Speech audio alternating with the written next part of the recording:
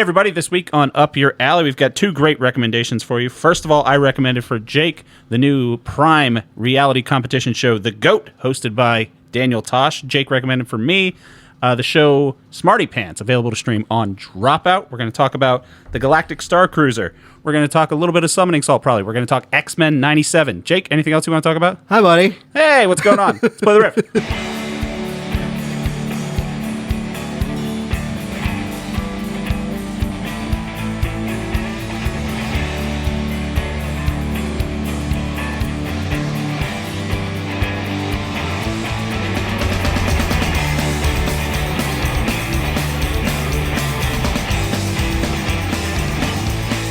I meant to ask you ahead of time, does that actually work? You're the tech guy, the putting things in rice. Yeah, it can work. Sure. 100% works? Not 100%. Oh, Jesus. But it can work. I need 100% on this. If it's sapped, like if you turned it on and it shorted something, then it's probably kaput. All right. Well, all right. Intro. Hold on. Hey, everybody. Welcome to Up Your Alley. My name is Taylor Egger. With me, as always, is my best friend, Jake Baggett. Say hi, Jake. Hey! It's a show. One of your best ones yet. Hey! It's a show where we're best friends. We recommended things to each other for the past 20 or so years, but now we have a podcast and we can force the other person to watch, read, or listen to whatever the other person recommends. This week, my recommendation for Jake, The GOAT on Prime Video, a reality competition show which I was not expecting to like, and honestly, I'm really curious as to how Jake liked it or didn't like it, judging by his face. There's a bag of rice on the table. And Jake's recommendation for me, the show Smarty Pants, available to stream on Dropout. Bag of rice. So, still not a sponsor of the podcast, but I will give a shout out to Raycon wireless earbuds. Doing laundry today, and it was like pulling stuff out of the washer, and heard like a thud, and I was like, "That's not a good noise." There's more than Raycons in there. No. Okay, so there's Raycons in there, and then there's the Raycon wireless charging case.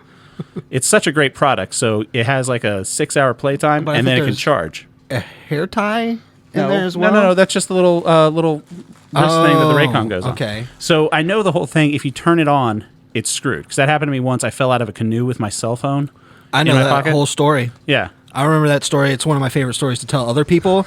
About how I fell out of a canoe at midnight for no reason? Well, what you did was you made sure to take off your $12 sandals and put them to the side to be like, I don't want to lose these. Right. And then you went out on a canoe to the middle of a lake. Right. Well, I didn't make it to the middle of the lake. My friend pushed me, and it fell sideways a little bit, but I made sure to bring my phone in case I needed to call someone at midnight in the middle of a pond. Yeah.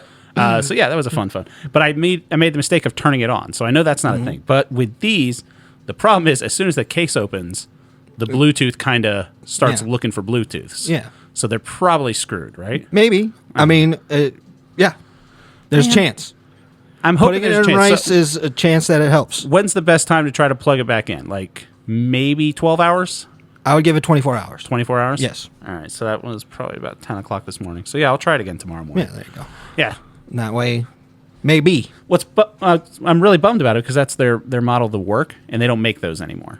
They're nice because they have like a little bit. The other ones are just buds, which I don't like because I know it's not going to happen, but I always feel like they're just going to go right into my ear and then never be able to come out. I got my what do you got? Samsung earbuds. Look at these little beans right there. Yeah, see, the Raycons that are like that, I'm afraid they're going to go right into my brain. No, they fit so comfortably. Yeah. Yes. How's the speaker? They're great. Yeah? Yeah. I mean, the microphone when you're talking to people. I don't talk to people ever. Smart. What are you talking about? Maybe that's what I should do, just not talk to people. What do you mean, how's the microphone? I don't think we've ever had a phone call between the two of us in our years of friendship. Maybe I'm driving. That's a possibility. But yeah, I hope they work. Otherwise, I got to order some more, which is a bummer because they don't make those anymore. But time to go shopping. Just like the women be. You know who I asked about the rice thing before I asked you? Yeah. It's my new favorite thing, the ChatGPT 4.0. Yeah. So great. I've been using it to identify birds, like just sending it a picture of a bird. Be like, what kind of bird is this? It tells me all about the bird. Dude, told you I took the dog to a groomer. Get the Merlin app. What's Merlin?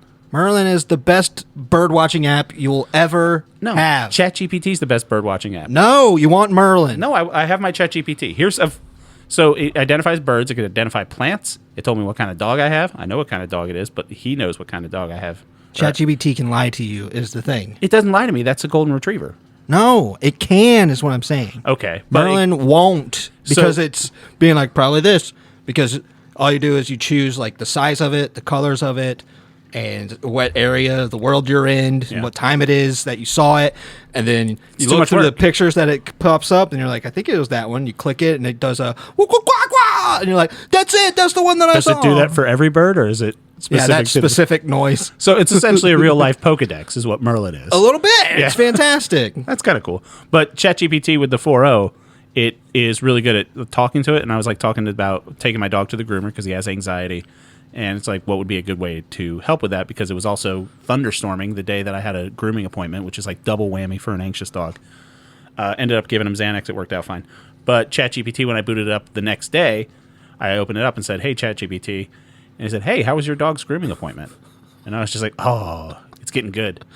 So why do you want that? I don't know, but it's so funny because I went the other way when Google announced that they're going to have AI be more prominent in its functionality. Yeah. They also unveiled that you could just have them show you a list of websites that correlate to your search engine. And I was like, oh, I'll take that. Thank you. So now I set my search engine so that it just gives me a list of websites.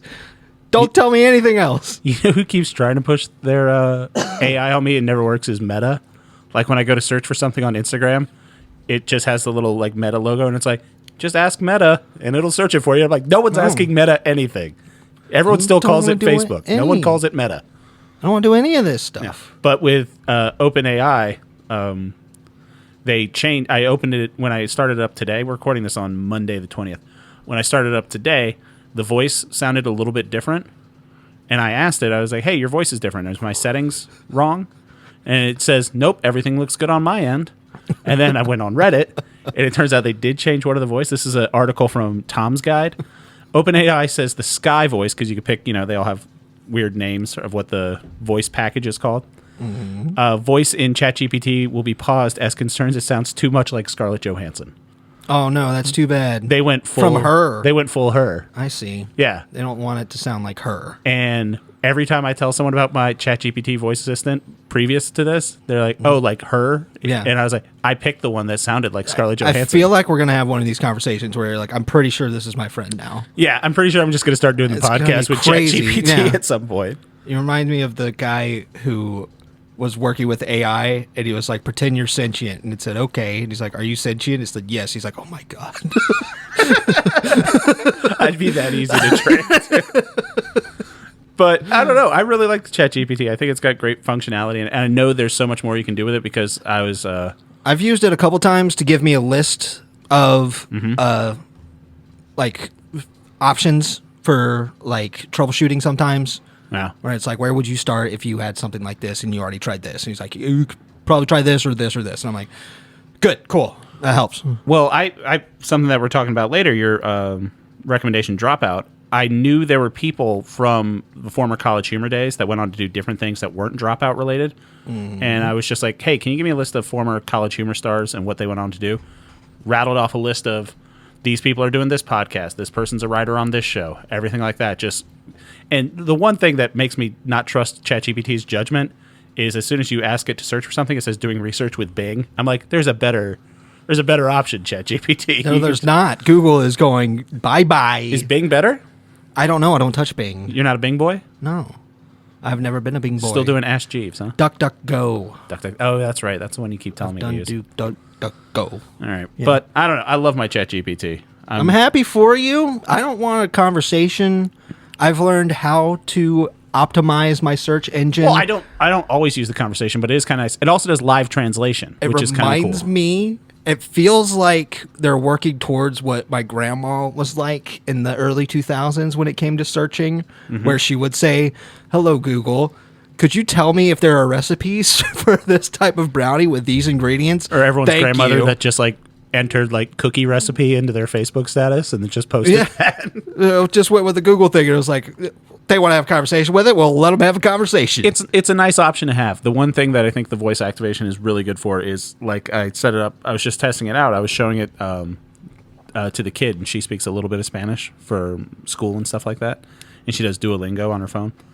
And I was like, all right, hey, ChatGPT, I have a friend here who only speaks Spanish. I only speak English. Every time you hear Spanish, translate it to English and vice versa.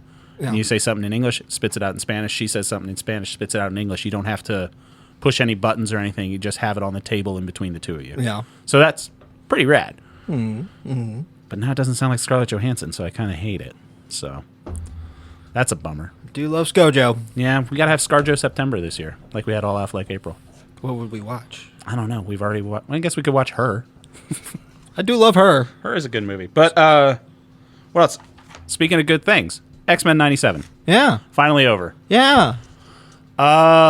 This was almost a rec that I made to you, and then you ended up watching it anyway. Yeah. And it definitely would have been a great rec, but I mean, something that I was very hesitant about watching. I wasn't skeptical, I think, just because I definitely consume more Marvel content than you do. And it was one of those things where I went into it kind of with the same expectation that I had going into, like, Echo. I was like, maybe this will be cool. Maybe it'll be just fine. I hope it's not garbage like Secret Invasion was. I thought this thing is trying its best to grab at my nostalgia. It wants me to defend it because I love the old show so much. So it was like they're not going to try with it because they already know they have a fan base waiting for this. Yeah. But then you watch it and you're like, oh no, they just knew exactly what they wanted to do and they implemented it perfectly. Yeah. And created one of my favorite Marvel things. So I did notice someone in the Marvel subculture, especially on some of the Reddits, like before this came out, with all the MCU stuff and everyone saying Iron Man's great, blah, blah, there was this cool group of people that were like, the X-Men are the best. Yeah. Don't worry about it. And Marvel's going to ruin the X-Men whenever they try to do it. And I think they knocked it out of the park. Yeah, like X-Men was a great show when we were kids. Yeah. It wasn't one of those things that I binged because no one really binge watched things. It was when it showed up on TV, I watched it. Dad would watch it with me. Yeah. It was one of those shows that I could watch when it came on because my dad was like, oh, cool, X-Men's on, you know. Yeah, I was always a Batman the Animated Series kid, more so than the X-Men. But I love this. I thought it was great. Yeah. Full spoilers for the X-Men 97 show, I guess. You want to do spoilers? Yeah, let's do full spoilers. It's been out, and people that watch, if you started watching the show at any point, you watched it pretty much as soon as it was over because it engrossed you. Pause now and finish it if Yeah. you haven't. Or jump ahead 3 minutes, and we'll probably be done talking about it. Okay. So I think one thing about comics that we both know is that no one ever stays dead. So, and obviously they proved that in the show because the show opened with Charles Xavier is dead. Yeah. And episode 5, he got married in space. Yeah. And that's just the way comic books are. So obviously we talked about this off mic. They already foreshadowed. We're going to talk about Gambit. Yeah. Yeah. He's definitely coming back. My favorite X-Men. Yeah. Died in a wonderful way. Very cool. Very elaborate. Was self-sacrificing Yes. as well. And just awesome. Ultimately pointless, which is kind of the most poetic self-sacrifice where you're like, I'm going to go out in a blaze of glory. You're like, didn't work, fucko. But also, you see Cable for a split second in that episode. You do. Come by and he's like, oh, crap, all messed up. I'm going to try this again. And then he goes away. And I'm like, okay, he's going to try again. He's going to save Gambit. I liked the voice actor for Gambit is the guy who's, what's his name? He did, you remember when Telltale Games did the Back to the Future thing? Mm-hmm. He did the voice of Marty McFly because he's just a really good voice actor. Really?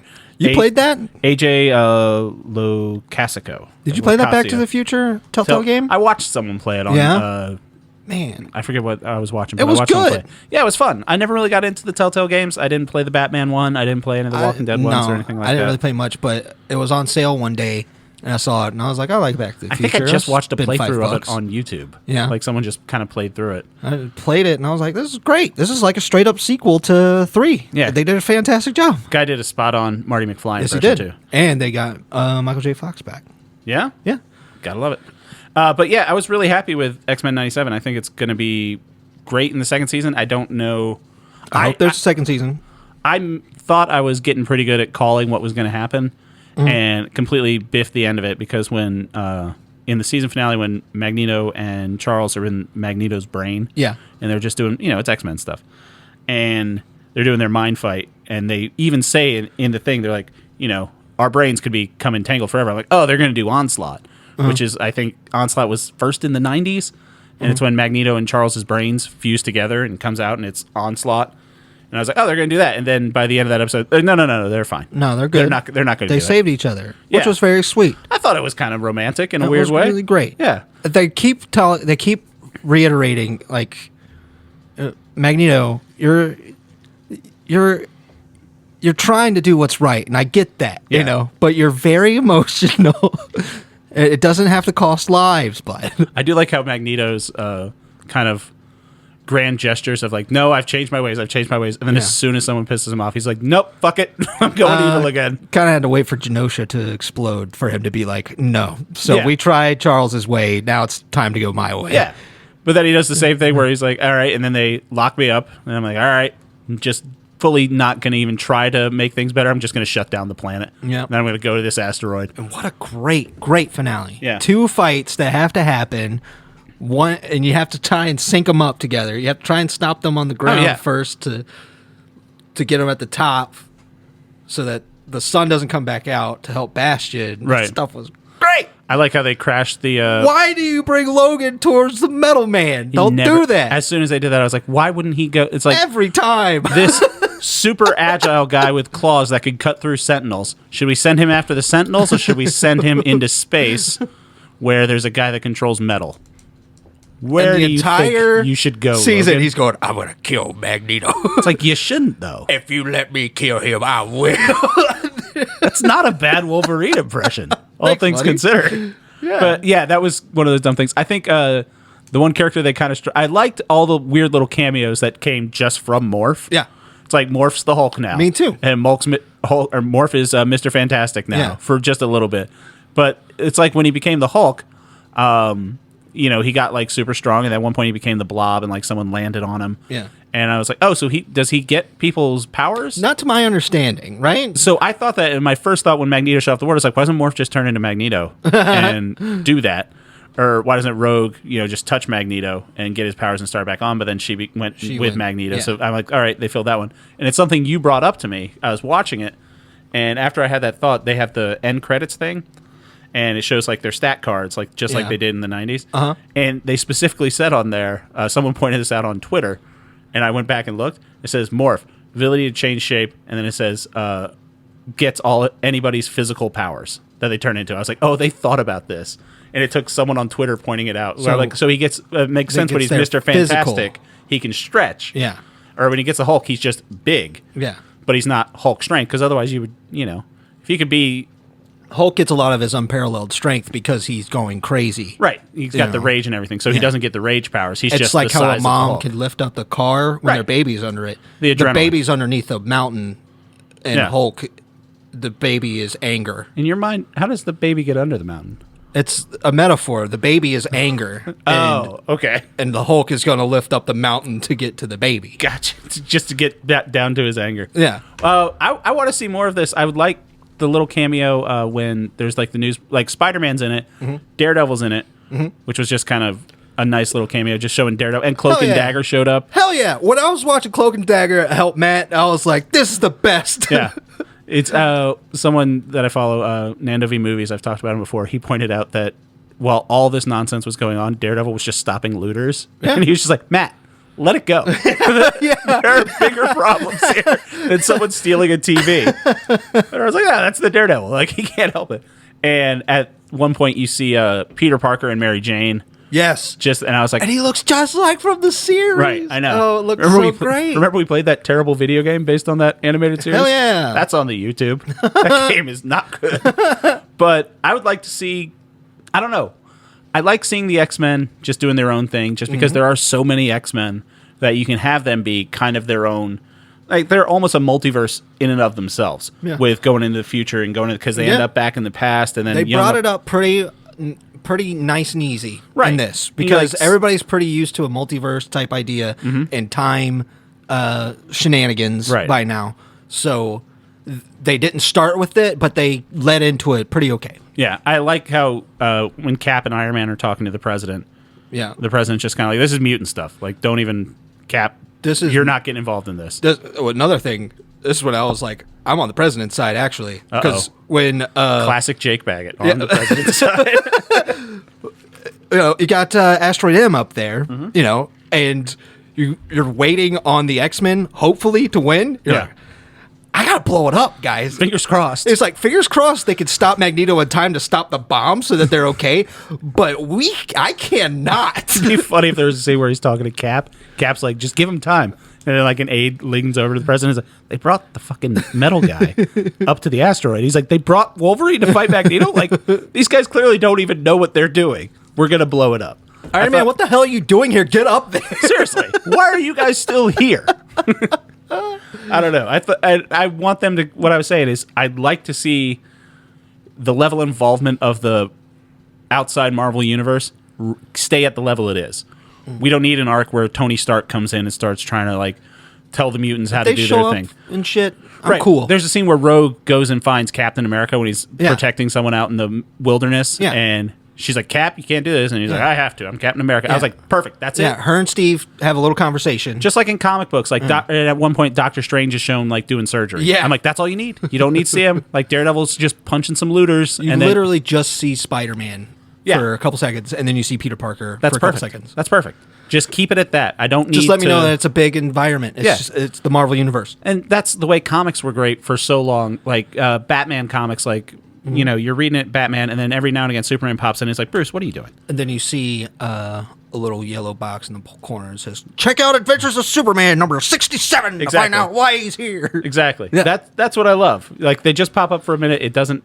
Not everyone has to be in every movie. I think that's kind of the well that Marvel has been going to for their MCU movies. Well, it's X-Men. Trying to make everything in Avengers doesn't need to happen. X-Men's probably my favorite, so having an X-Men back is great, and having it being one of the best things I've seen from Marvel in a long time is one of my favorite things. Yeah, I thought it was great. I can't recommend it enough. I hope they do it again, and I will be there. Oh, they've already said they're doing a second season of this, so that's fantastic. Beautiful.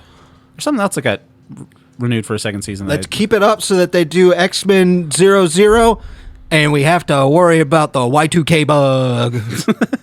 It's going to shut down Cable because he's got a techno virus. Why can't I watch my shows, Charles? Stop doing voices. I can't. I love doing them. Yeah, it did get renewed for a second season. Didn't I tell you? Oh, no. Conan O'Brien got renewed for a second season. That's what I texted you That's about. wonderful. Yeah. Yes. Other things going on. Jenny Nicholson, YouTuber. She has a 4-hour video. I'm halfway through it. You've already watched it. It's all about Star Wars Galactic Star Cruiser at Walt Disney World. I didn't even know that was a thing. I know Jenny Nicholson, so I like to watch her movies or videos. This is the first thing I've seen of her. A lot of people were tweeting about this video. Yeah. And I was just like, I got to check this out. And then David Wong, or Jason Pargan, formerly known as David Wong, he tweeted out, he's like, I'm going to show this to everybody I've seen and make them watch the whole thing while I hold my phone. And I'm like, oh, that's funny. It's probably like a 10-minute video. So it's 4 hours long. And I'm like, what the hell are you talking about? It's 4 hours and 15 minutes long. It's good size 4 video. hours and 7 minutes. Yeah, something like that. Yeah. But this failed Disney concept, which is a big miss for Disney, because they put a lot of friggin' money into this. And it's basically like it's a cruise on land, but you're supposed to be in a starship. But everything's terrible. Cool concept. Great concept. Horrible execution. And as far as you can probably speak to this more because you've seen more of her stuff. I've only seen half of this video, which is still 2 hours of a freaking thing. But more of her content, I don't know how much more of it is this in depth. Watch. But all of it's in depth. All of them are hours long. Most of them are hours long. And it's so much fun. She is so good at plumbing the depths. I don't even like Vampire Diaries. I watched her video on Vampire Diaries just because I like her videos, and it was a good video about Vampire Diaries. Yeah, one of the guys he turned me on to, Dan Olson, he did things about what's the sexy books that moms read? Twilight. No, 50 Shades of Grey. Right. He did in-depth things about the 50 Shades books or the movies. The movie. Yeah, and I hadn't seen those, but I watched his, 30-minute long breakdowns and dissertations on that, so it's kind of like that sort of vibe is the rest of her stuff. Well, I would say one that I think is incredible is her coverage of the park called Evermore. She goes into the Taylor Swift album. So there's a whole part in there about Taylor Swift suing them. Really? Yeah. God, she's the best, dude. She's so litigious, so wild because they were called Evermore before her, right? And then they would play Taylor Swift songs because she was doing Evermore, and they're like, you gotta stop. You gotta knock that shit off. You can't play her songs. But yeah, I really like Jenny. I think she's great. Great editing and the stuff she shot on the thing. And she's funny. She is She's got horse girl energy, if that makes sense. Strangely, but I don't know if many people outside of our area would get that. That's what I'm saying. It's something that I knew you would understand. Oh, I know. Because we're Horse County. Yeah. So when I watched her the first time, I was like, "That's a horse girl." Yeah. And yes, she is. And I think other people would say very see kind of comforting like to see that. Very theater kid energy too. Yes, and that's something else that appeals to both of us, being theater kids. Former theater kids. We're reformed. I'm a theater kid. I've got my 10-year chip of theater. I want to get back on the stage. I'm really aware you do, man. I cannot wait. You should do your one-man X-Men show with all the voices you got going on. Charles, who's at the door? Answer the door for me. Hey, it's me. Who was that? Chocolate. I'm good at voices. How would it sound if Wolverine and Cable were having a conversation with each other? I can't even remember what voice I gave Cable. Yeah, it's gone. It was just Wolverine. Cable's gone. The whole point was it was just Wolverine. No, Wolverine's this. Cable's this. Very similar. Very different. Fuck, what were we talking? Oh, yeah.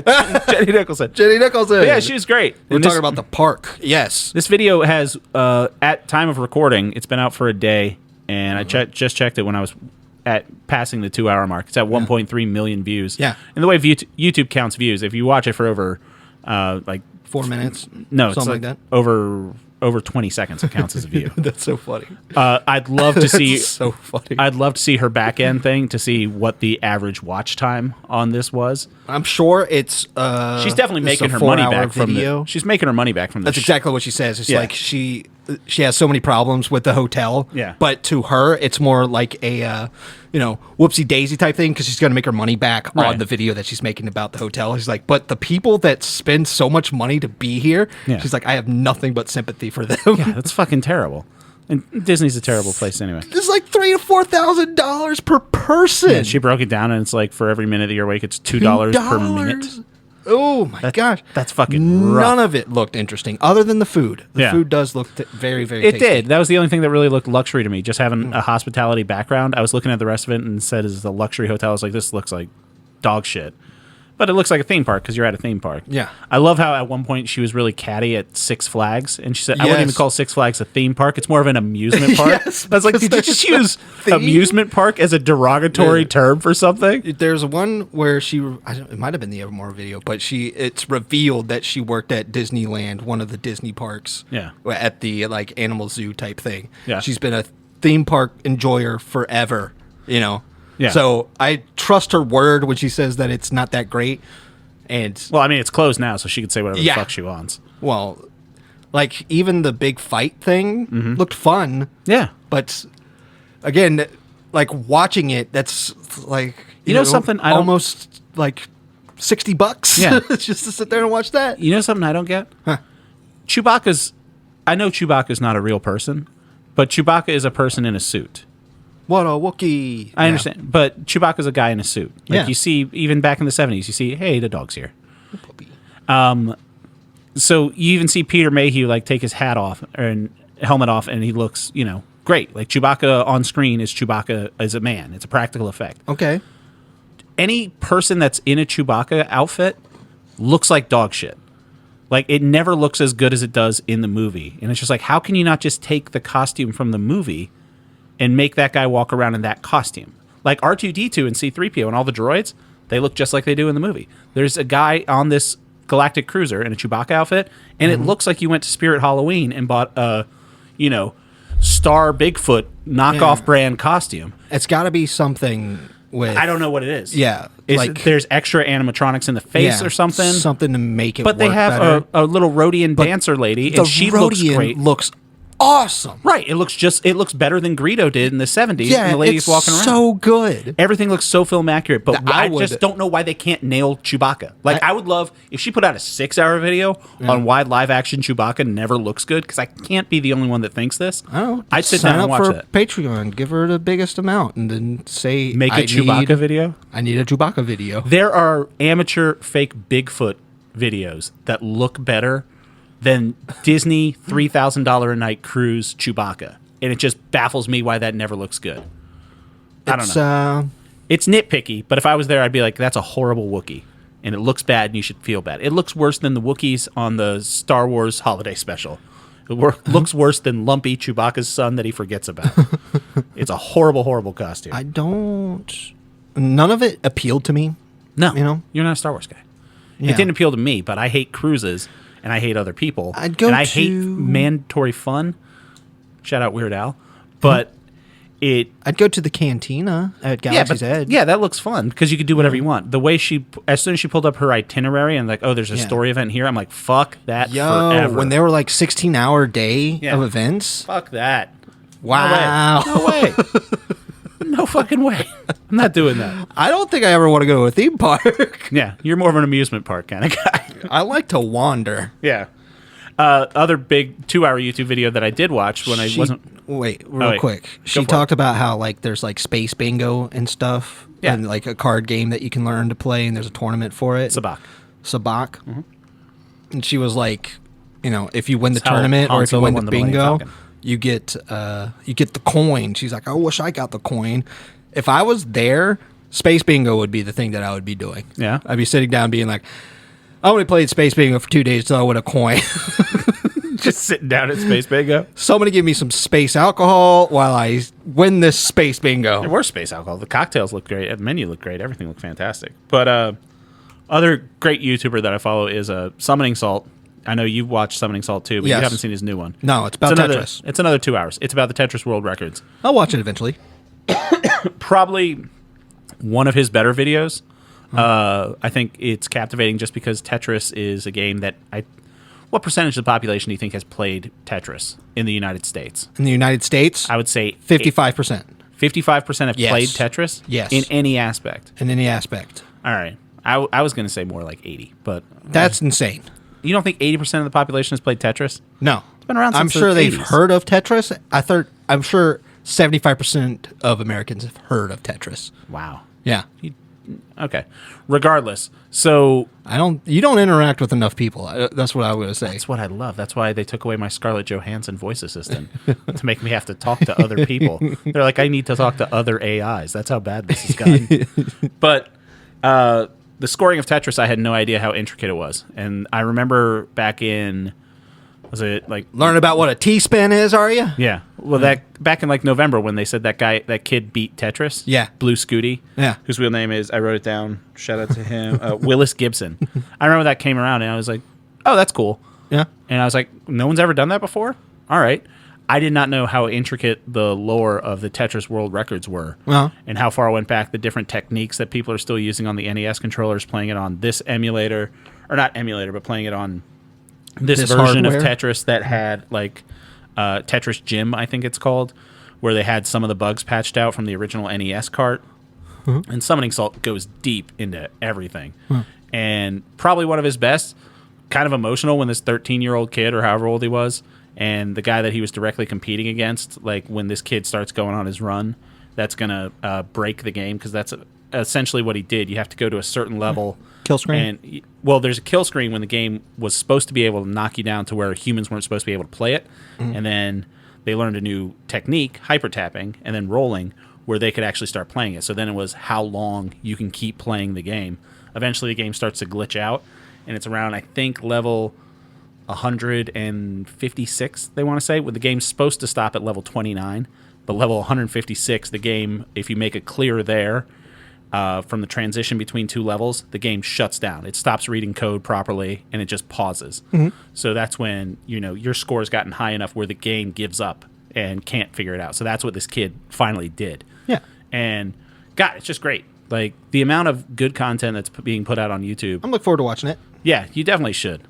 I mean, can't recommend it enough. And just thinking that I would care about Tetris that much. Speaking about great things on the internet, let's get into our recommendations. Let's talk about my recommendation for you first. Okay. The brand new and ongoing, I guess by the time this comes out, episode 5 will have aired. It's every Thursday on Amazon Prime. The GOAT reality show competition hosted by comedian Daniel Tosh, where they bring in stars from other reality shows and make them compete in reality show themed competitions every week. Basic thing, they all live in a house together, they film it, They do a competition. Someone gets immunity. Someone gets voted out. It's the same reality show basic thing they've been doing for 20 years. Mm-hmm. I recommended this to you because I put it on, like I mentioned last week, Tosh's podcast, which is outstanding. Tosh has always been a big part of my life for 20 or so years since, I first saw him on Comedy Central. Tosh.0, great show. He was the perfect host for that show at that time because it came out at a time when I didn't have high-speed internet, so there were people talking about clips, and I didn't have a smartphone. So a lot of these viral clips I didn't see when they came out, and I saw him on Tosh. And he was just kind of like the guy that had all the funny clips. I've always thought he was a great comic. Seems like a super nice guy. The fact that he's doing this show gave it, a little bit of credit in my mind. I'm like, all right, if Tosh is doing this, I need to check it out. I'm not a reality show guy, and I did not know. I think I knew who one of these people was beforehand, one of the contestants, and I got sucked in. I'll admit it. I will do a GOAT recap every week because I'm hooked on this show. There you I'm go. invested. I think it's great. You're staring at me like you're about to give it a 1. Well, so you really like Daniel Tosh. I do like a whole Daniel bunch. Tosh. Yeah. I don't have any strong passion for him. I enjoyed his stand-ups. Yeah.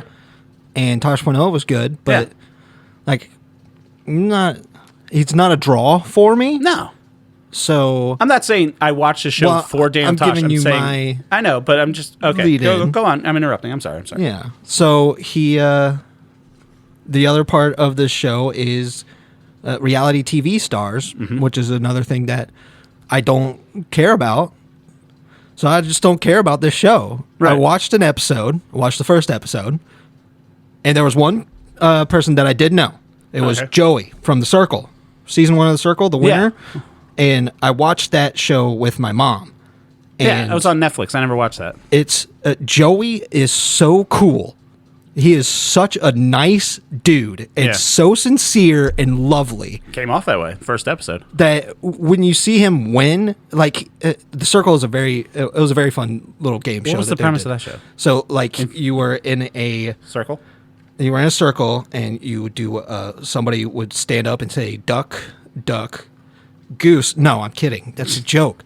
You had me going for far you were too talking long. To other contestants, but you were only talking to them through a chat room type thing. All right, it's a messenger, so you couldn't see. So people could lie and say I'm not a 50-year-old man. I'm a sexy 18-year-old girl. Ooh. And if you so it's just the internet if in me real life? and you, exactly. This is one of these small little things, and they would play games and stuff. And Joey was the winner of it. And it was because he was just the most sincere and lovely. He's got that wicked, what is that accent? It's New York adjacent. Long Island type. Yeah, Long Island-ish, yeah. So you just he doesn't sound. Well, the chatbot did him credit in that one. Because that accent's not doing you any favors. It was so, but he's just so caring. The runner up for The Circle was a guy pretending to be a girl. Ew. So when he came out to be hey, it's me, Joey's oh my God, you were so believable the whole time. He was just more wow, you really played the game so damn well. Yeah. I love his energy, and I was just so stoked to actually see him. You're seeing your and friend. he's voted out. First episode. Out the door. So now I have nothing to relate to in this damn show. So you only watched the first one? No, yeah. It's the only one that I wasn't engaged at all other than Joey. Not doing it for you. Nothing. Really? Yeah. For some reason, I thought this would hook you. No. Daniel Tosh is there. He's funny sometimes. He's very funny. He's not funny enough where when I just see him, I'm and he's eating. When he walks to the kitchen, I'm okay, it's a good bit. I get you. And everybody else, I don't know what F-Boy Island is. It was a show. It's hosted by Nikki Glazer. It was on HBO, I believe. Yeah? Yeah. It's kind of like a dating show, but they're all fuckboys. That's a funny premise. Yeah, it is. Nikki Glazer's very funny. I like that idea. Yeah, you should watch Fuckboy Island. I might do that. Probably like it. But... So how many... No. You only knew that one star. If you like reality TV, Uh-huh. I'm sure you're going to love this show. Yeah. That's what I would say. It's not a 1, it's a 2, because I have no doubt it's probably good. Yeah. But I can't relate to it. There's nothing for me to grab onto that I want to continue with. That's the weirdest thing. I was only watching it for Tosh, and he was not the draw for me. Like, I thought, same as you in this show, I think he's funny. Yeah. I think he's doing his thing. He has this little kind of Statler and Waldorf comments off to the side.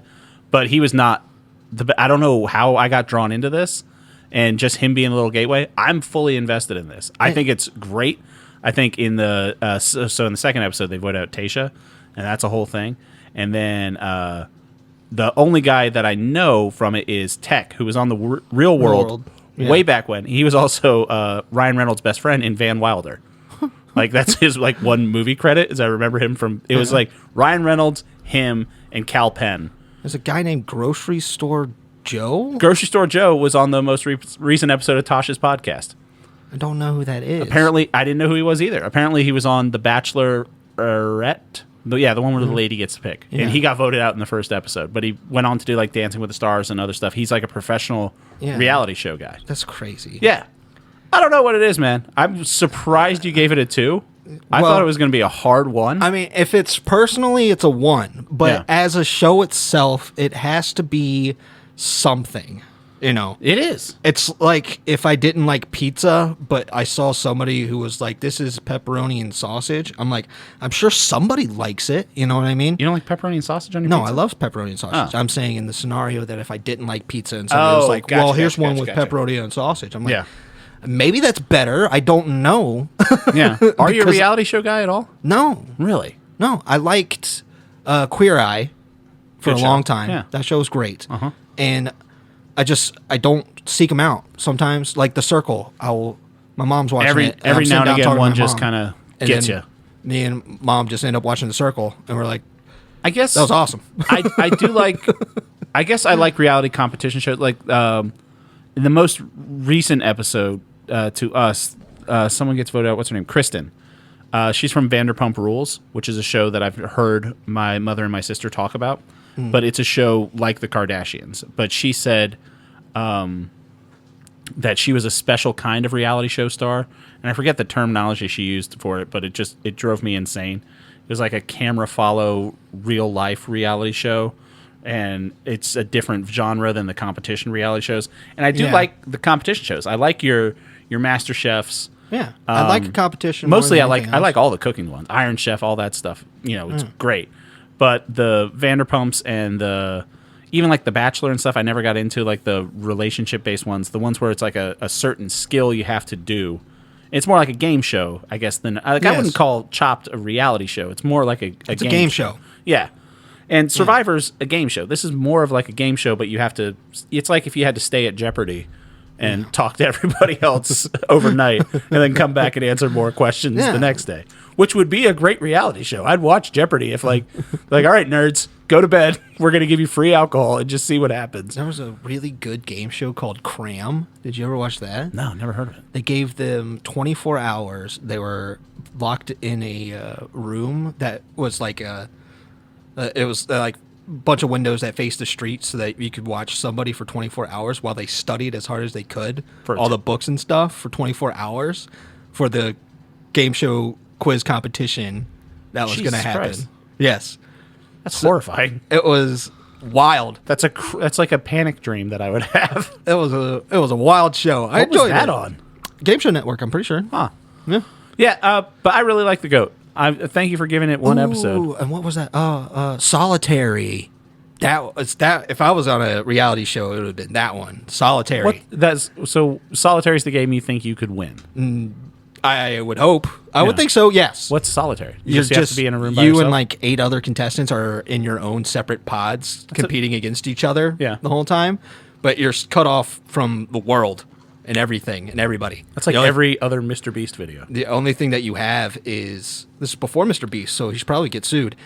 All you have is this robot voice that's telling you like these are the competitions, and like you watch people as they go a little kooky. Because like they don't know what time it is anymore. They don't know what day, and it's just this good part because there's a big red button that you can hit to quit, and there's a guy who's standing there and he's just staring at it, and he's like, "I'm the only one that's left," and they're just waiting for me to push the button.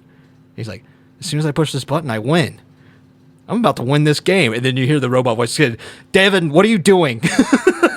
Was he literally the only one left? No. Oh. He was just crazy. Yeah. He just lost it for a second. Yeah, Mr. Beast did that with someone like he had to be buried alive for, I think it was 48 hours, but he didn't give him a clock or anything. Like, you can tell us when you're done and when you think it's been 48 hours. But if you get out before 48 hours is up, you don't win anything. Okay. And that dude lost his friggin' mind, too.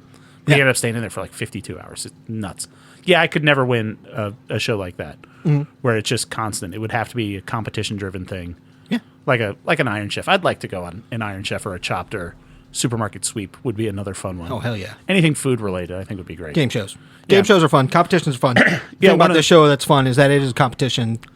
But yeah, some of these, I think a lot of these people are the worst, and I hate that.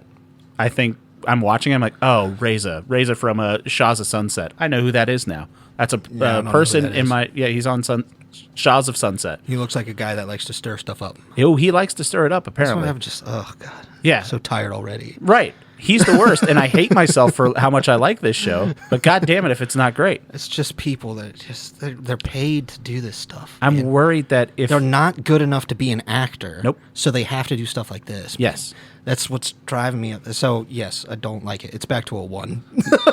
You can't knock it down. You talk to me now. All right. Fine.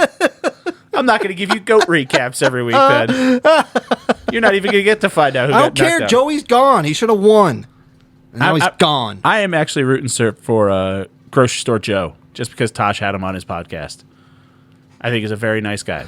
Also, CJ from F-Boy Island. She gets catty and she turns on the other girls in episode 3. She did have a really good joke. Yeah. She's like, everybody thinks that I'm, stupid or something because I'm only giving 10% all the time. But then, boom, 45%. It's a solid bit. That's a really good joke. Yeah. All right. So that's a 1 from you. That's fine. I'll take it. I'll take it. Yeah, it's 2. Don't worry about it. All right. Good. People like reality shows. Good for you. Yeah. Speaking of good for you, let's talk about Jake's recommendation for me, which was the show Smarty Pants. Yep. There's only 2 episodes out. It's on the service Dropout. Jake, why'd you recommend this? How'd you come across this? Did you come across this the same way I came across this? No, I did not. Unless you talked to Chris. No. Friend of the show. No. He's been wanting me to watch this stuff for a very, very long time. Yeah. Very long time. He was an early adopter of this bad boy. Dropout. Dropout. Mm-hmm. And he was like, there's people on there that remind me of you. It's so funny. I think you're going to love it. And I was like, I don't care. And then eventually he did get me to watch a couple episodes of Make Some Noise and Actually. And I was like, okay, this is very funny. There's some very, very funny people in this. And breaking news. And I was like, okay, this stuff's really good. But it was when I saw the clip of Smarty Pants with Demi. I don't know how to pronounce his last name. Are you talking about the clip where he talks about Spider-Man? Yes. Yes. Yes. I had sent that to my brother-in-law about 2 weeks ago. Yeah. The idea that Spider-Man should be allowed to say the N-word is one of the funniest ideas I've ever heard. Not that he should allowed to be. He should. That was his whole thesis. It was so funny. It was a funny clip. I was laughing so hard at that I was like, I need to get Taylor to watch this too. So, I watched both episodes of Smarty Pants, and I bounced around the Dropout thing, because this had popped up, like I just said, it popped up in my Instagram algorithm a while ago with the show Game Changers, hosted by Sam Game Reich. Changers are a really good one too. So, how much into College Humor were you? I know you were in College Humor. Not you weren't in it, but you were into some of their videos. I bought their book, Faking It. I bought that too, yeah. That was a very funny book. Uh-huh. I like their tips on how to slam dunk. Mm-hmm. Step 1 is to start from half court. Just take off from half court. Otherwise, people will think that you can't dunk. So get well above the rim. Well, and I mean, I've watched videos, but it's been so long I can't remember what was what. College Humor it's one of those things like Tosh. It hit me just at the right time. Like literally my freshman year of college was fall. I'm old as shit. Was the fall of 2005, and it was right in my wheelhouse. I remember I had my Firefox browser, like my tabs at the top. It was like go to Facebook, MySpace, College Humor, The Chive, Gorilla Mask, which was like an aggregator website for all the funny clips and hot girls, and then like, you know, elephants stomping on people and shit like that. And then there was a webcomic called Least I Could Do that I read like every week or every day that came out. And it was a go-to thing for me to go to College Humor back when it was just pretty much like a photo editing site. And then I remember seeing the transition of it to videos and like doing things like there was Jake and Amir was a show. Yeah. That was a good with show. Jake Hurwitz and Amir Blumenfeld. Yeah. And also College Humor, I was making a list. College Humor was a place where it was the first time I saw Ben Schwartz was on College Humor. First time I saw Thomas Middleditch was on College Humor. First time I saw Pete Holmes was on College Humor. Like three people that are hysterical and killing it. Like Pete Holmes did his whole Batman thing. Yeah. That was all College Humor. Hilarious. And he's still doing that now, and Pete Holmes is a genius comic. And Schwartz and Middleditch, they speak for themselves too. Like their whole Netflix improv thing, you know, genius. Hell yeah. And I would start seeing these clips, and Sam was on College Humor like in sort of the later years, and a lot of these dropout people were involved in College Humor a little bit later. So it was kind of after I had fallen off the College Humor wagon. Yeah, I don't recognize any of these people. I kept thinking Sam Reach was Adam Conover. I know. Who was in College Humor. Yeah. And they look very similar. And then in a clip of Game Changers, someone makes the joke that it's one person. And I was like, oh, good. I'm glad it's not just me that thinks that. So what happened with Dropout is apparently I had to do a deep dive on this to figure out where this came from and who owns it. So in early 2020, Sam took over the whole company because they had a financial firm that was backing him, and they pulled the funding. And then he just ended up kind of being the de facto owner of this company. Yeah. So he's like, what are we going to do with it? Gets all these funny people, gives them all pretty much their own show. The one you had me look at, Smarty Pants, hosted by Rekha Shankar. She's fantastic as this host. The whole premise of the show, 3 people give a PowerPoint presentation on a topic that they come up with. And it's set up into guys that you're the Smarty Pants Society, anything. Perfect place for people to show their sense of humor. Yeah. The 3 things that we talked about in the episode that you had me watch specifically, you recommended it with Paul F. Tompkins. Yes. Paul F. Tompkins is in it, but he's just sitting in the background. Yes. And this was before I watched it. Yeah. He's just kind of there. Yes. I watched... Which I liked. Smarty Pants, and I was like, next one's up. It's got Paul F. Tompkins sitting right there. Yeah. It's going to blow my mind. Another very funny comic, yeah. But he was nice to be there to see him. Yeah. He was just he's hanging out. He's a good color commentator, dude. He's literally just hanging out. In the first episode, John Gabris was sitting in the background. I love him. He's another so good to see very funny person. And so they were talking about why wrestling is just drag. Yep. That was Jessica Ross giving that speech. Which cryptid is the chillest to blaze with? Yes. By Jacob Wisocki and Kate Murdovich, who's another College Humor, former College humorist? Former writer for College Humor. Well, she was on film, too. She was a college humorist. Just about eggs. Yes. And that one was very funny, too. Yeah, that was probably my favorite one I was laughing the whole time. Dropouts of 3. I was bouncing around. Yeah. It really hit me in the nostalgia factor because I get this kind of where these people are coming from. Mm-hmm. And I had seen clips specifically of Game Changers bouncing around on my Instagram reels. Yeah. And I think they were making this push, but until you said you have to download Dropout, I was looking for these full episodes and couldn't find them. I didn't know it was a separate thing. Yeah, it's really wild. Which I get because there were clips, a guy that's on Game Changers, and I'm sure he'll be in an episode of Smarty Pants, Brennan Lee Mulligan. Yeah. He, a friend of ours, posted a thing that I remember seeing clips of his thing, Dimension 20, which is his like Dungeons and Dragons game that he hosts. Yeah. Still pops up in the Instagram feed, and I'm like, what is this? Where can I see these full episodes? Yeah. And they're like 8-hour-long campaigns that you could watch on Dropout. And a friend of ours posted that she wanted to go see Dropout live. Yeah. And I was like, where are they going to be live? They sold out Madison Square Garden. That's funny. Yeah. They're doing a show at Madison Square Garden. And I was like, it's next January. One of them was at MagFest. I don't know who it was. Oh, I'm sure they were probably doing pretty well for themselves at MagFest. The line was incredible. I was not waiting. Oh, yeah. But they sold out Madison Square Garden doing this Dungeons and Dragons show. So funny. The fact that these people went They're up there with Sugar Ray Leonard selling out the Madison Square Garden. So they went from 4 years ago, basically having a venture capital firm saying we're not funding this anymore, to this guy's Dungeons and Dragons show selling out Madison. And it sold out quick. I went to Ticketmaster, and it doesn't just say, like, oh, these tickets aren't available yet. You go to Ticketmaster and type in Dimension 20 Madison Square Garden. It's next January. So it's sold out. I'm like, fuck yeah, guys. Like, just everything about this was such a positive experience. I was just like, good for these people, for just making something fun. They have their kind of their own little niche market. But I guess it's not fucking niche if you're selling out Madison Square Garden. They're just very funny. Very funny. Good improvisers. And a lot of the other College Humor people went on to do other things. I know one of my favorite guys on College Humor was Streeter Seidel. He went on to be a writer for Saturday Night Live. He did some great Saturday Night Live skits. Do you ever see the SNL skit with Tom Hanks, the David Pumpkins? I don't like that skit. You don't like David S. Pumpkins? No. Well, Streeter Seidel wrote. He also wrote the one with like Ryan Gosling and Kate McKinnon where they get abducted by aliens. Oh. Yeah. Papyrus was your favorite one? Papyrus is great. I liked everything about this. We can go see Dimension 20 if you want to make a podcast trip to New York. Tickets are going on StubHub for, you want to guess? $150. $350. That's the dumbest amount to spend for a ticket to go watch people play Dungeons and Dragons. That's the dumbest amount of money. But the fact that they're selling them, fucking good for you, man. Now it sounds like a money laundering scheme. Yeah? Yeah. Well, I mean, live events usually are. Yeah, that's true. 100% they are. But yeah, I'm very happy for this. Like, I'm definitely going to hang out with Dropout a lot. Yeah, man. So it's really easy to pop in and be like, oh, there's a new episode of, whatever.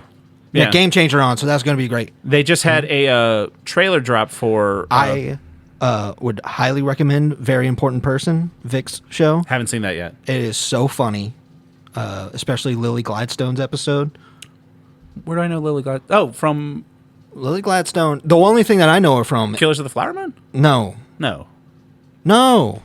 Oh, shoot. Am I getting her name wrong? Maybe. So, I know her from Comedy Bang Bang. Lily Gladstone is from Killers of the Flower Moon. Okay. I was right. Lily. You were wrong.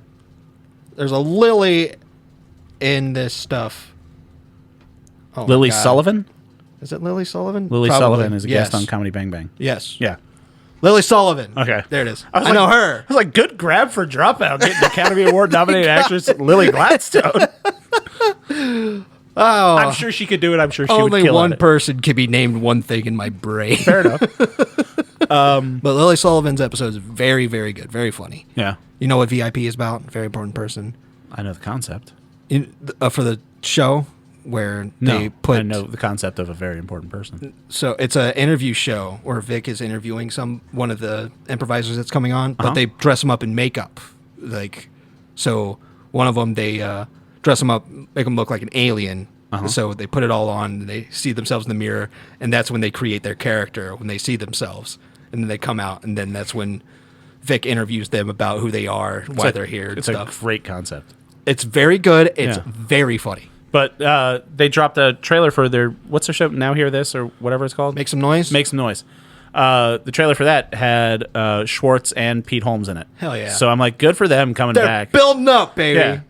And Ben Schwartz, I mean, one of the funniest people on the planet. If they get friggin' Mantzoukas in one of these things, it's going to be like full spectrum of, hey, this is just the cool place for alt comedians to go. Yeah. I mean, Paul F. Tompkins sitting in there, it gives it the alt comedy it gives stamp Comedy of approval. Bang Bang stamp. Yeah. Once, Kumail and Patton Oswalt sit down, and you're like, all right, this is where all the alt comics are retiring to. I would love to see the Zooks on that stuff. Yeah, I mean, it's fantastic. If you've seen these clips on Instagram and you're wondering where it is, you got to download the Dropout app. $5 a month? Yeah. I think it is. Cheaper than Peacock and better than Peacock. Yeah. I will say. More stuff that you're going to want to watch and sit down and watch. Yeah. There's something on Peacock that I like, but it's not on anymore. I forget what it was. South Park? No. Oh, there's a new South Park coming out next week, though. Yeah, I heard. Yeah, it's going to be fun. I don't know. They're always good. Haven't watched them in forever. Yeah. Well, thank you, everybody, for listening to the show. If you want to get in touch with the show, you can write us at upyouralleypod@gmail.com. Bit of an update. Friend of the show, Bobby Fingers, put out a new episode. And we can call him friend of the show. Because he left us a message one time. He left us a message that one time because we did an episode about him. Yeah. That episode I noticed started kicking up in our YouTube analytics. Yeah. And I was like, hey, this is cool. And a couple people, were watching the show from them. So if you're a new subscriber to the show, thank you for listening. Got guy wrote in, Max. He recommended something to us, which you can do right into upyouralleypod@gmail.com, or just send us a thing on Instagram. Max likes Bobby Fingers too, because he wanted to talk to us about the new Bobby Fingers that came out, right? With the Fabio, which was incredible. And that Bobby Fingers can't recommend that enough. I think it's just called Apollo, because that was the name of the roller coaster. Yeah. Or it might be called Fabio and the Goose now. Apollo was just the trailer. Yeah. But Bobby Fingers, if you haven't seen his stuff, he builds dioramas. A funny thing, this was his diorama of Fabio getting hit in the face with a goose. Yes. I did not know that happened in Williamsburg, not too far from us. Yeah, right? Right. That's what makes me think that it's buried around here. I'm on his Patreon. No one's found it yet. Start listening to the audiobook, buddy. Yeah? Yeah. I do got to get his audiobook and I find it. will drive to Busch Gardens. In Williamsburg and try to find it somewhere. Yeah. Why not? But Max wrote in. He recommended us a YouTube channel, which was, what's it called? Mechanics Oh shit! Hold on. United. No. Hold on. I'm pulling it up on YouTube. So he recommended My Mechanics is the YouTube My channel. Mechanics, Which is a guy that does restoration videos, stuff like that. Max recommended one specifically. It's called Rusty Deadlocked Vice Perfect Restoration. Yep. Talking about people that are good at what they do. Yeah. I thought this was going to be a background thing. Yeah. So I started watching it while I was doing some work on the computer. I'm like, oh, I'll just kind of put this on in the background. And I thought it was going to be kind of like a This Old House, you know, and then I do this. I told you about the guy that does cast iron skillet restoration. Yeah. And I watched all of his videos, and he's kind of like that, where he walks you through like a step by step. And I was like, oh, this will be a fun little thing, except this guy's doing it with an old vice grip. Not background at all. This is dead set watching, just well made. Like, had me laser focused. Like, I used to have a cat, and whenever she would see a video of a bird, she just kind of like stared at it and had to keep staring at it. And watching this guy do his incredible restoration. Yeah. God damn. I enjoyed it. I enjoyed it a whole lot. It was serendipitous because I have been watching on YouTube videos of people that would buy Amazon returns, like electronics that weren't working, that they returned it back to Amazon, and try and fix them. And it is to varying degrees of success, I imagine. Yeah, it's just captivating. Yeah. Somebody's like, this is a clock radio. They're saying that nothing's coming out of the speakers. You watch him take it apart. He's like, uh-oh, you see the problem? And then you're like, yes, I do. One of those plugs aren't fitting. He's like, that's right, it's this plug. And he puts it in. You're like, that's right, we fixed this radio, buddy. It's just watching this stuff and watching people and be like, you know, I got the tools for this thing. I use these tools for it. It comes out looking like this. Yeah. It was just, it was perfect timing. Yeah. I was very happy to watch this thing. Yeah, My Mechanics it's a fun channel. I've been poking around on it. They've got recycling stuff like that is awesome, man. Yeah. Just taking something that's so weathered, you know, has history to it, and just being like, you can still use this bad boy. That stuff feels good too, man. It does. That's why I like the cast iron restoration guy. Yeah. And on another note about Bobby Fingers, in this episode, he does get in touch with the cool one from Mythbusters and the slow-mo guys. Mm-hmm. And it was just kind of cool seeing those worlds collide. And in separate videos, Adam from Mythbusters and the slow-mo guys said how Bobby Fingers reached out to them. Yep. Like, Bobby Fingers saw that the slow-mo guys followed him, so he DM'd them and said, hey, I need to come to America and shoot a goose at a face. Yeah. And they were like, we immediately knew he was doing Fabio next. Because obviously if you're shooting a goose out of a cannon at a face, that's a very narrow market of what diorama you're going to make next. And he did the same thing with Adam from Mythbusters. Like, hey, I need your help. You all right? I need a napkin. Bam. I made a mess of this. Yeah. So yeah, there you go. Check out Bobby Fingers. If you haven't subscribed to the show, do that on whatever platform you listen to it. And like I said, shoot us a DM on Instagram or upyouralleypod@gmail.com. Thanks for the message. Yeah. And thanks for the recommendation. We like hearing from people. And let's figure out first what we're going to be talking about next week. Jake, what you got for me? That's a lie. I already know what you got. Taylor, tell the people, though. Let's keep tickling that funny bone of yours, buddy. Aw. Somebody in the comedy world that I've been enjoying immensely for these past couple of years has created his own stand-up special. We're talking about Mr. Connor O'Malley doing stand-up. New YouTube special. On his YouTube channel, the same one that we watched The Mask a couple weeks ago. Yeah, you told me about this a while ago, or when it first came out. Yes. And it came out on Wednesday, the same time that Bobby Fingers came out. Bobby Fingers took my time. interest. Yeah. that Wednesday was a busy day for us. Yeah. So, I didn't expect you to want to watch it. But I was going to you watched The Mask. You enjoyed it. I enjoyed this much more than The Mask. So this is kind of the whole point of this show. Is you had told me about this, and I was going to have it on my back burner. Like, oh, I'll probably watch it. Yeah. And it had popped up in my recommended for you thing on YouTube, and I was like, I'll get around to that. And I probably would have forgotten about it, but I will definitely watch it. I want to talk about it. So you have to watch it. I have something for you, Jacob. I have a film for you to watch. A film. I know how much you love the works of John Ronald Reuel Tolkien. So I have a film for you to watch. Jolkin, Rolkin, Tolkien? Uh-huh. How'd you know his secret name? It is a film called The Hunt for Gollum. That's not out. Isn't it? Hunt for Gollum is a fan film that is available on YouTube. I don't know the specific YouTube channel that it's on because it's been kind of put out back and forth, a couple times. So this one came out in 2009. It's a British film. You can find it on YouTube. Directed and written by British found film. Fan film. Oh, okay. Directed and written by this guy Chris Burchard. So this got to my attention when they announced the film, The Hunt for Gollum. Yeah, not interested. Someone in that. said there's a 40-minute fan film that does basically what this. Because you're the one that pointed out, and there's a video by a guy that I follow, Captain Midnight, where he says, "Yeah, this movie's coming out. It's less than a page.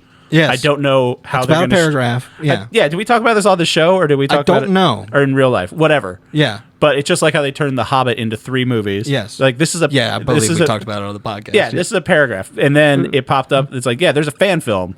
It's 40 minutes long. It's available on YouTube. These guys made it for the U.S. or for $5,000 for the U.S. U.S. equivalent $5,000. Okay, they're British. It's 3,000 pounds, $5,000. So yeah, it's 40 minutes, and I gotta say, it's great. And I'm excited. The fact honestly, that they've announced that they're making a film that has the exact same title as this film that someone's already made, and these people were inspired by Peter Jackson, and they wanted to make the Peter Jackson aesthetic. They thought to themselves, what's a fun little film that we could make in the Peter Jackson universe? They're like, why don't we make just a little thing about the Hunt for Gollum? And then as soon as they get money hungry, they're like, let's make a whole fucking movie of the Hunt for Gollum. So yeah, check that out. You can find it on a couple different YouTube channels. I don't know which one's the official one because I think it's one of those copyright things where they don't want to say. It's just been re-uploaded? Well, I think it's one of those things they can't copyright strike other people's videos.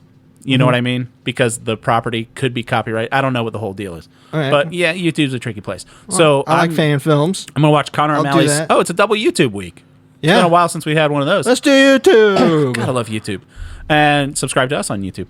And so Hunt for Gollum on YouTube, Connor O'Malley's new stand-up special. Does it have a name? Something. Oh, something. I don't know what it's called. Connor O'Malley YouTube special, stand-up special. Just look it up. Yeah. We're going to do that. Jake, thanks for coming over. Love you, buddy. Love you, buddy. Bye. Bye.